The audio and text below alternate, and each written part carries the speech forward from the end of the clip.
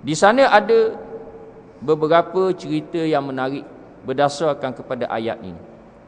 Di antaranya ialah satu cerita yang disebut oleh seorang ulama, iaitu di dalam bukunya Qisasun Minat Tarikh, kisah-kisah daripada sejarah, di mana ulama ini iaitu Syekh Ali menyebut di dalam bukunya yang disebutkan tadi satu kisah yang berlaku bagaimana seorang lelaki itu kehilangan unta ternakannya.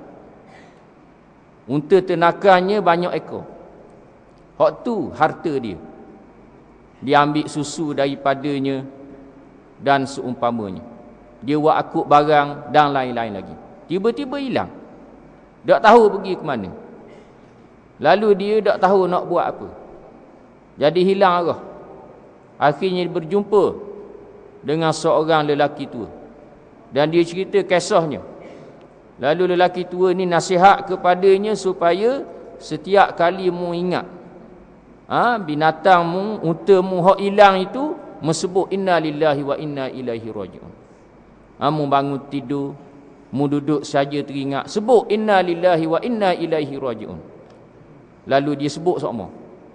Dia sebut sama. Setiap kali dia ingat dia sebut. Sehinggalah pada satu hari dia kejut daripada tidur dia. Dia teringat dan dia sebut inna lillahi wa inna ilaihi raji'un. Tiba-tiba dia dengar suara unta dia mari daripada jauh, seolah-olah ada orang yang mengheret unta tersebut supaya balik kepadanya. Bila dia lihat, dia sangat gembira. Jadi ini di antara apa yang Allah Ta'ala tunjuk di atas dunia ini. Bila kita terima ketentuan Allah Subhanahu Wa Ta'ala daripada musibah yang menimpa diri kita, maka Allah Ta'ala akan membantu dan menolong kita. Pertolongan Allah Subhanahu Wa Ta'ala itu boleh berlaku secara zahir. Kita tengok jelas di hadapan mata kepala kita, macam kisah yang disebutkan tadi. Boleh jadi juga kita tak dapat lihat. Antaranya ialah pahala dan ganjaran. Ni benda tak dapat lihat. Jadi bila kita ditimpa dengan musibah, bila kita sebut inna lillahi inna ilaihi raji'un, Allah Ta'ala akan janji dengan pahala dan ganjaran. Jadi pahala dan ganjaran ni benda tak nampak. Kita mestilah beriman dengannya. Sebab itulah Allah Ta'ala sebut dalam Quran, antara sifat orang beriman yang bertakwa kepada Allah, alladzina yu'minuna bil ghaib. Orang-orang yang beriman kepada perkara-perkara yang gaib. Orang yang bersabar dalam keadaan yang demikian telah dijanjikan oleh Allah Ta'ala di dalam Al-Quran akan diberikan 3 kelebihan. Pertama, berbagai-bagai kebaikan. Kedua, rahmat yang melimpah-limpah. Dan ketiga, hidayah petunjuk. Di dalam hadis pula yang diriwayatkan oleh Al-Imam Ahmad dari Ummu Salamah, isteri Nabi radhiyallahu anha, diterangkan kebaikan yang akan didapati oleh orang-orang yang bersabar dalam keadaan yang demikian, yang disertakan dengan menyebut inna lillahi wa inna ilaihi raji'un, kemudian diiringi dengan doa yang berikut, Allahumma ajurni fi musibati wa akhlif li khairan minha.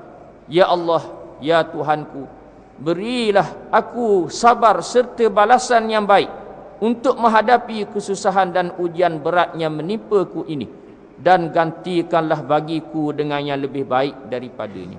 Jadi orang-orang yang sebut sebagaimana yang kita nyatakan tadi, ditimpa musibah, dia sebut inna lillahi wa inna ilaihi raji'un, dah akan dapat 3 fadilat, 3 kelebihan. Yang pertama, berbagai-bagai kebaikan.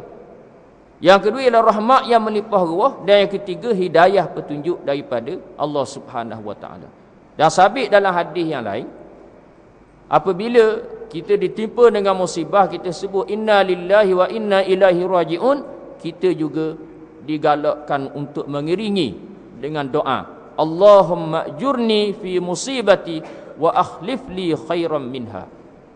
Kita minta daripada Allah supaya Allah Ta'ala beri pahala, beri ganjaran, kerana kita sabar dengan musibah yang ditimpa ke atas diri kita. Dan kita minta daripada Allah supaya Allah Ta'ala ganti lagi dengan benda yang lagi baik. Sama ada benda yang lagi baik itu kita nampak atas dunia ini, ataupun lebih daripada itu lagi, ialah supaya Allah Ta'ala beri dan kurnia kepada kita bila kita mati, bertemu dengan Allah Subhanahu Wa Ta'ala kelak.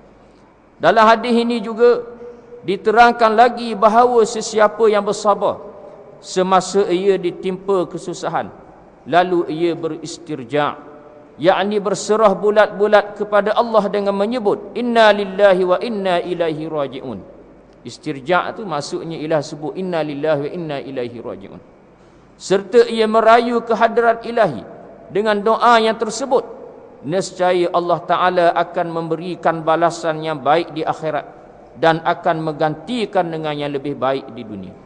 Yakni wallahu a'lam, kalau kesusahan yang menimpanya itu disebabkan kematian, orang yang dikasihi, ibu, bapa, anak, adik, beradik, suami, isteri dan seterusnya, maka berkat kesabarannya itu ia diberi pahala untuk kebaikannya di akhirat dan diberi kesenangan di dunia yang dapat menghiburkan hatinya.